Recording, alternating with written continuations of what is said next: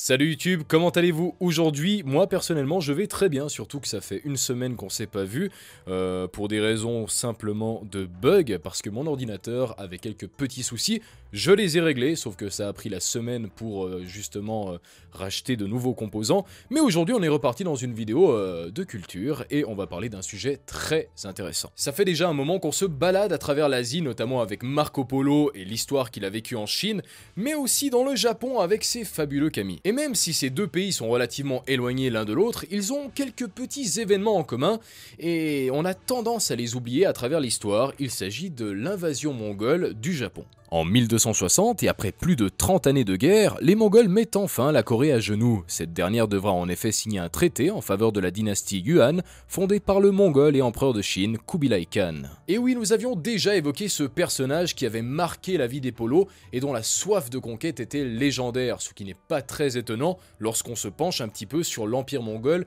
et son histoire. Mais pour revenir à notre sujet, tout ne s'est pas produit en un seul jour. En fait, il y a eu plusieurs prémices avant d'envisager une guerre. En 1266, soit 6 ans après la conquête de la Corée, Kubilai envisage fortement de mettre le Japon sous sa domination. Pour ce faire, il envoya plusieurs émissaires sur la Grande Île afin de demander aux Japonais de se soumettre sous peine de subir une invasion. Cependant, et malgré ces menaces, les Japonais resteront inflexibles à toute requête venant des Mongols, et ce pendant plus de 2 ans. Cette réaction, elle peut s'expliquer par le fait que les samouraïs du shogunat de Kamakura avaient récemment pris le contrôle de l'île et qu'ils n'avaient aucune connaissance en politique étrangère. Partant de ce principe, le régent a alors ordonné à tous ceux qui possédaient des fiefs à Kyushu de retourner dans leurs terres pour protéger ces endroits, mais aussi de déplacer l'intégralité des troupes restantes vers l'ouest en vue d'une tentative d'invasion. En 1268, les préparatifs vont commencer petit à petit. Les Mongols ne disposant pas encore de ressources nécessaires à la constitution d'une flotte, il leur faudra patienter quelques années. Et pourtant, malgré ce retard, en 1274, la flotte mongole prit la mer, embarquant plus de 23 000 guerriers, 300 grands vaisseaux et 500 plus petits. Les Mongols débarqueront ensuite dans la baie d'Akata le 19 novembre, ce qui marquera le début de la bataille de Bunhei. Cependant, cette tentative d'invasion sera un échec total pour les envahisseurs, et ce, pour plusieurs raisons. La première, c'est que les forces sur place les attendaient de pied ferme. Les Mongols se sont donc retrouvés face à une armée de samouraïs dirigée par le shogunat de Kamakura. Ensuite, bien que les envahisseurs disposaient d'un armement beaucoup plus efficace par rapport à celui des Japonais,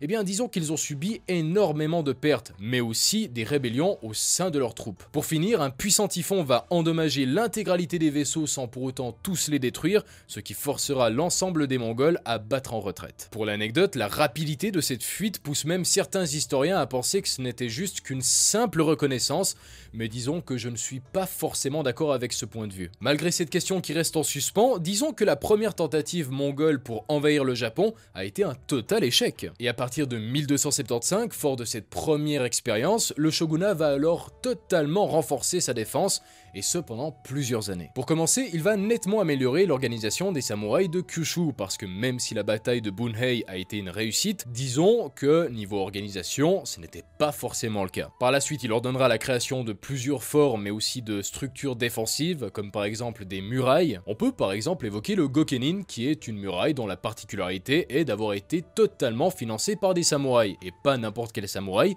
puisque la majorité d'entre eux étaient indépendants. Mais au-delà de toute cette préparation, du côté des Mongols, les choses ont totalement évolué. En 1279, ils vont prendre tout le sud de la Chine et par la même occasion, l'intégralité de la flotte de la dynastie Song. Et cette information, elle a son importance, puisqu'à présent, Kubilai n'est plus du tout inquiet par rapport à ses chances de réussir. En effet, cette flotte est 4 fois plus nombreuse que celle qu'il avait de base, donc franchement, il a toutes ses chances, cette fois-ci, ça va marcher.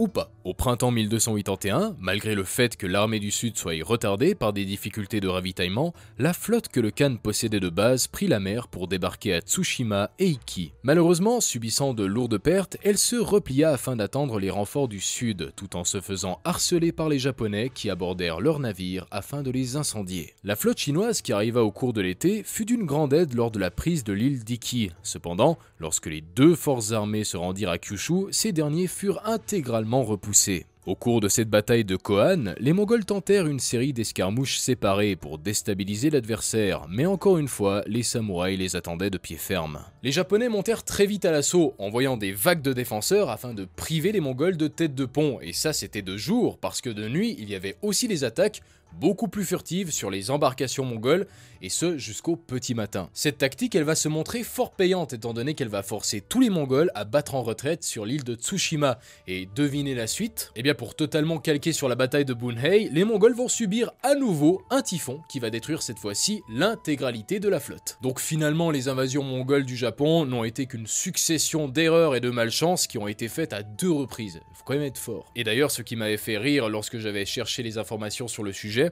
c'est que j'avais découvert que le roi de la Corée avait tenté de dissuader Kubilai Khan d'envahir le Japon une seconde fois. Comme quoi il aurait dû l'écouter. Bref, la vidéo est terminée, j'espère que vous avez apprécié tout ce qui a été dit aujourd'hui, et je suis encore désolé pour la semaine dernière, mais je ne pouvais pas faire mieux. Dans tous les cas, nous on se revoit la semaine prochaine, et d'ici là, eh bien, portez-vous bien, allez, ciao!